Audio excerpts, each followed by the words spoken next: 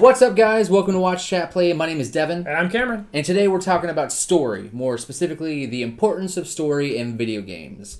I've been playing a lot of Mafia 3 recently. You're pretty excited about Dragon Quest Builders. That's it. And so we were thinking about, how important does story need to be for the game to be good when you think about games like Overwatch, games like Minecraft, stuff that doesn't really have a narrative, and then you compare it to games like Witcher 3 Wild Hunt and Red Dead Redemption and like Mafia 3 that have excellent narratives to follow.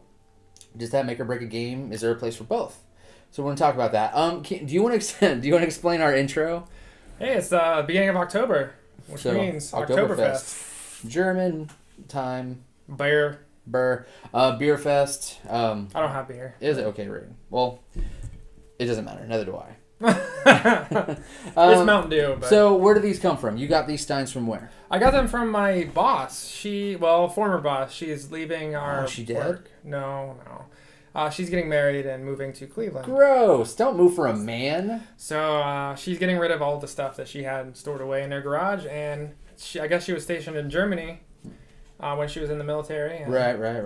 Got all these cool German signs. So her new husband wouldn't let her take her stuff to the new spot? I think it was more of her choice in not taking it because she looks at it as junk. Right. I mean, he's a sword collector. So. Well, that's pretty rad. That's pretty cool. I remember when I was in high school, do you remember the movie Gladiator when that came out? Oh, yeah. There's like a magazine that had like all the swords from like Lord of the Rings and had the sword from, and like all the helmets from the Gladiator. And I remember thinking like, if I had unlimited resources, I would buy all of these things. Oh, yeah. And then I didn't, and then I'm glad because I don't want to haul just a whole truckload of weaponry, armament, stuff like that. But yeah, this is cool. I have a couple of steins that I picked up when I was traveling. When I was in, we were coming back from Iraq, so we stopped in Germany, and then we came home. And there were some steins and some other stuff that I picked up that were pretty cool. But I used them to like collect change and stuff. I never actually drank from them, but they're cool. Like the like the design on these things are what make them so valuable and interesting. Yeah, that's really wild. It's very detailed. Yeah, mine has a whole bunch of houses and churches and pretty neat. I like them, and like it makes me think of Christmas for some reason.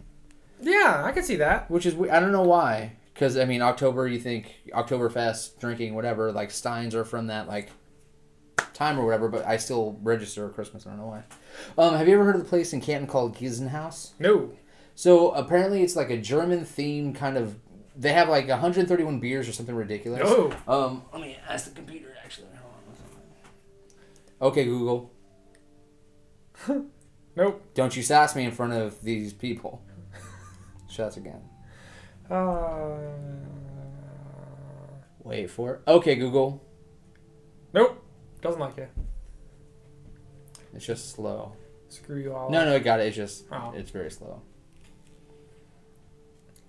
Yeah. My goodness. I got a stein once from a Renaissance fair. It was solid wood. How many? Well, it says just solid wood. How many? So I don't know what pictures it's supposed to bring up. How many beers does Giesenhaus in Canton, Ohio have? It's like my network's all jacked up here. What are you doing? I don't know. Like it just doesn't like me. Oh. It doesn't matter. They have a lot. They have a lot of beers. Is where I was going with that. Beers. But you can. I think they call it the Around the World Challenge, where you get a T-shirt if you go and you sample every single beer from everywhere around the world. Which obviously you don't do it in one night because you'll die. But like kind of a thing, like you get your card punched at like Starbucks for like a free coffee. Same thing. You go there and you just go and you punch each one and sample over. That'd be awesome. It would be cool. Like I like the concept of it, but I don't know. There's just a lot of international beer that I just think tastes like really like gross coffee. Well, you just grin and bear it, slam it down, get your punch. Yeah, man, trumpet. So anyway, you said you got a stein from the Renaissance. A Renaissance fair, yeah. It was solid wood. The dude handmade it there, had it like lacquered, and it was actually really cool. But it broke because I honestly don't know where it went. Now that I think about it. Well, if it broke, you probably threw it away. Yeah, I guess probably, but okay, it just disappeared. I don't remember throwing it away. But oh well. All right, so we'll do this. We'll talk about our importance of story in games, and then we're gonna play a couple card games. We'll have like the camera pointed down so you'll actually see us like playing. What games are we gonna play? I think we're gonna throw down some Boss Monster. Cool. And maybe Munchkin. I haven't decided yet. We'll see how many people we can. If we play it with 2 people, see how it goes. Okay, cool. And so Cameron will explain Boss Monster to me first, so you're not watching me absolutely get destroyed for not knowing what I'm doing. Yeah, it's kind of complicated, but you'll figure it out. You're not stupid. Aww, well, thanks, man. Okay, so what is your favorite narrative in a game that you've ever played? What is your favorite story? That's a very good question. Yeah, I know. That's why I asked it. Probably Red Dead's a good choice. Hmm? That kind of blew my mind with where they went with that. Oh yeah, that ending was strong. Very, very strong. Not the stupid part with his kid. But the actual point where the game should have ended and then it should have roll credits and you should have been finished. I get why they didn't, but yeah, I anyway, don't know. Well, I digress. Go ahead. But the Dragon Quest games have really good writing. In what way? Like, is there voice dialogue? Is it just written There's dialogue? no voice acting. Well, some of them might have voice acting, but like I'm playing Dragon Quest 7 right now. I put like 50 hours into it, and it's just like the writing is realistic. It's not extremely fantastical. It's funny. It's goofy. But it's very solid, dramatic. There's parts that have made me very upset. Like just recently, this guy had a pet monster, and the monster blew itself up to save the guy. I'm like, I don't even know this guy, but I was like, tugged at my heartstrings. Sad. Yeah, it's really good writing. Nice. And that's why I'm excited about Dragon Quest Builders, because Minecraft with an actual storyline sounds good to me. Nice. So what about you? I just think more recently the story behind Witcher 3 Wild Hunt, like there's something about it that grabbed me and held my attention like very few stories have. The Uncharted has a great thread. Oh yeah, forgot about those. Excellent storylines, but there's just something about the Witcher universe, and it might have just been the fact that it was my introduction to the universe, because I had never played The Witcher 1 or 2, so 3 was my introduction to it. But it just had an awesome storyline, and like the side quests were awesome, and like everything I did as Garrett like felt like it had a really important weight, because not everybody made it to the final battle, and a lot of that had to do with what your decisions were. And I think that's what makes a really strong narrative, is whether or not what you're, especially in a video game, if what I'm doing actually has real impact and people are actually dying, like that is one of my favorite all-time stories. That, and then the Wolf Among Us storyline was really, really strong. I haven't got a chance to play that yet. It's really cool. Because I know a lot of people watch the show Once Upon a Time. Oh yeah, and it's like a darker toned fairy tale Disney creatures, characters, whatever. So then Wolf Among Us is exactly the same thing. So you play as the human version of the big bad wolf. Yeah. All these fairy tale creatures are like in New York or something like that. But he has to make sure that he's keeping them all in line. There's a murder, you're trying to solve it. Like it's, stakes are super high, you're not sure what's going on. But it's a really, really cool narrative. And that's why I like that game. The gameplay in a Telltale game isn't all that great, but the narrative is what makes me care about it. Same thing with Batman, a Telltale game, that one that's out now. I haven't played that either. 2 episodes in, and they're both really strong stories. Like it's a different version of you playing as Bruce Wayne or Batman, and the decisions that you make and the impact of them, and like it makes the story so interesting and engaging. It makes you want to keep on going. What was there a game that you played recently that you just didn't like the story at all? Like it was garbage, like it was muddled or confusing. Oh man, I try to like wipe those out of my memory, so I can't think of anything. Well, like you didn't like Order 1886, but it wasn't because it was. It wasn't the story. It was just like there was nothing there. It was like everything. The story would have been a very solid movie. I honestly can't think of anything. Cause like if I take something home and play it, if it's trash, I don't remember it. Okay. Well, so what about games that don't have a story at all? So like No Man's Sky. Yeah. Not much of a story. It's more of you just exploring. You're following a path that leads to whether the Atlas or Middle or whatever. And then like games, builder games like Minecraft and like The Sims and SimCity and stuff like that. They don't have much of a story. It's more you're just doing stuff, and like strategy games too. Not much of a story. You're just getting builder. What do you think is the relevance between, a game like Witcher, a game like Mafia and stuff like that that's engaging and narrative driven versus a game that completely doesn't have that element at all?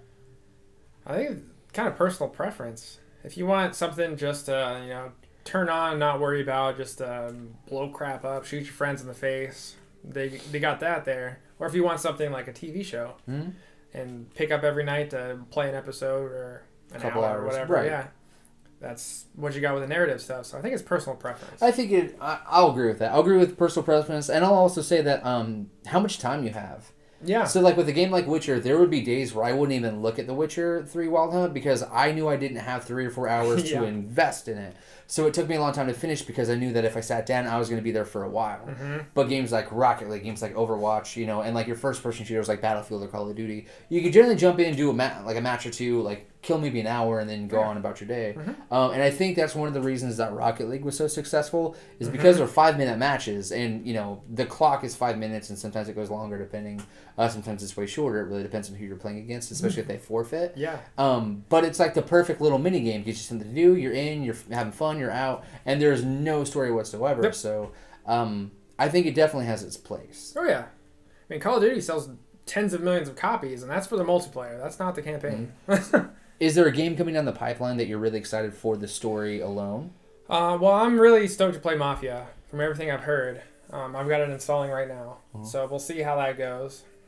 I honestly, it's gonna sound weird, but I'm very curious about the Call of Duty this year.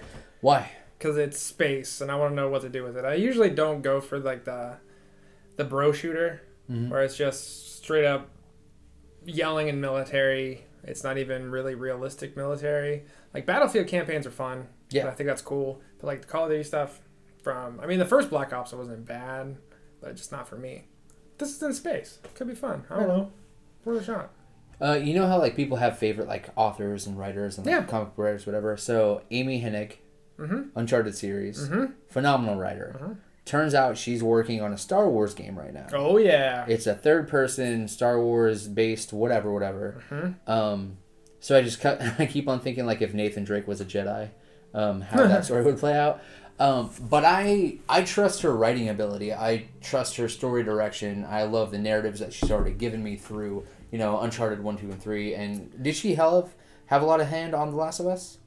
I don't know. Because I think that was a different development team. Because I think as they were making Uncharted 4, there's a whole other team that was making... the guys that wrote Uncharted after Amy left were the ones that did Last of Us. Oh, okay. Amy also wrote the Soul Reaver series. Those are great games. Right? Raziel, that's my dude. Yep. I love those games. Man, I wish they would reboot that for sure. That would be awesome. Legacy of Kain was okay, but like Soul Reaver was I love that guy. Raziel was my dude. Man, those are great games. Amy Hennig.